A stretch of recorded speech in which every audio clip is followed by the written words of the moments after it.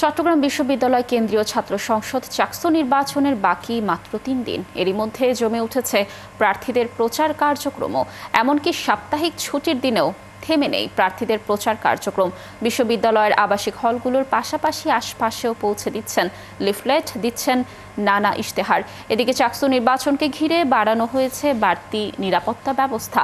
ভোটের দিন প্রবেশ করতে পারবে না বহিরাগত কেউ। এদিকে নির্ধারণ করা হয়েছে ভোট গ্রহণ কেন্দ্র। বিশ্ববিদ্যালয়ের ৫ অনুষদ ভবনের ১৫টি কেন্দ্রের ৭টি কক্ষে ভোট হবে। থাকবে ৭০০টি গোপন বুথ। এদিকে ছাত্র শিবিরের সমর্থিত সম্প্রীতির শিক্ষার্থী জোট প্যানেলের ২ প্রার্থীর বিরুদ্ধে আচরণবিধি লঙ্ঘনের অভিযোগ দিয়েছেন বামপন্থী সংগঠনের নেতৃত্বাধীন প্যানেল বৈচিত্র্যের ঐক্যর প্রার্থীরা। চাকসু নির্বাচনে ২৬টি পদের বিপরীতে প্রার্থী ৪১৫ জন। লড়ছেন স্বতন্ত্র প্রার্থী হয়ে ২০০ জনের বেশি। ছাত্রদল, ছাত্র শিবির, বাম ছাত্র সংগঠন সহ নেতাকর্মীরা লড়ছেন অন্তত ১২টি প্যানেলের হয়ে। দর্শক, চাকসু নির্বাচনে প্রার্থীদের প্রচার জমে উঠেছে। এ বিষয়ে বিস্তারিত তথ্য জানাতে সরাসরি যুক্ত হচ্ছেন সহকর্মী মাহফুজ শুভ্র। শুভ্র, প্রচারণা কেমন দেখছেন নির্বাচনে জানাবেন। আর সম্প্রীতির শিক্ষার্থী জোট প্যানেলের ২ প্রার্থীর বিরুদ্ধে আচরণবিধি লঙ্ঘনের অভিযোগ উঠেছিল। এই বিষয়ে প্রার্থী ও প্রশাসন কি বলছে, কি তথ্য রয়েছে? লাবণী, যেমনটি বলছিলেন, আজকে কিন্তু সাপ্তাহিক ছুটির দিন চলছে। তো সাপ্তাহিক ছুটির দিনেও কিন্তু আসলে প্রার্থীরা তাদের প্রচার কার্যক্রম পুরোদমই চালিয়ে যাচ্ছে। যেহেতু হাতে আর ৩ দিনের মতো সময় আছে, প্রচার কার্যক্রমের জন্য আর ২ দিন সময় পাবে তারা, রবিবার এবং সোমবার। এর পরবর্তীতে কিন্তু মঙ্গলবার থেকে কিন্তু প্রচার কার্যক্রম আনুষ্ঠানিকভাবে বন্ধ হবে এবং তখন থেকে কিন্তু তারা লিফলেট বিতরণ সহ প্রচার কার্যক্রম আনুষ্ঠানিকভাবে চালাতে পারবে না।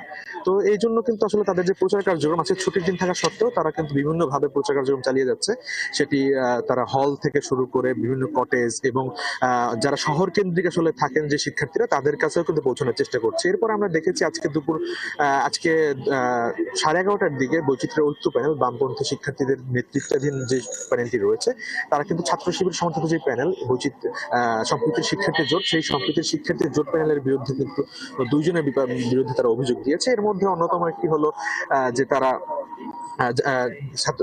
শিবির সমর্থিত প্যানেলের যে জিএস পদপ্রার্থী, তার ব্যাপারে অভিযোগ হলো তিনি ক্লাসরুমে আসলে প্রচার করেছেন, সেটির অভিযোগ দিয়েছে। এবং আমরা দেখেছি যে গতকালকে বৈচিত্র্য ঐক্য প্যানেলের পক্ষ থেকে কিন্তু একটি অভিযোগের কথা আমাদেরকে জানানো হয়েছিল। পরবর্তী আজকে সেটি আনুষ্ঠানিকভাবে জানানো হয়েছে। সেটির কারণ হলো যে আসলে সম্প্রীতি শিক্ষার্থী জোট প্যানেলের যেই সহ সাহিত্য সম্পাদক রয়েছে, তাদের একটি অনলাইন শুটে চাকমাদের পোশাককে অবমাননা করা হয়েছে বলে তারা উল্লেখ করেছে। এবং যেহেতু নির্বাচনী আচরণবিধিতে এটি নিষিদ্ধ রয়েছে, সেক্ষেত্রে তারা কিন্তু নির্বাচনী আচরণবিধি লঙ্ঘনের অভিযোগটি তুলেছে।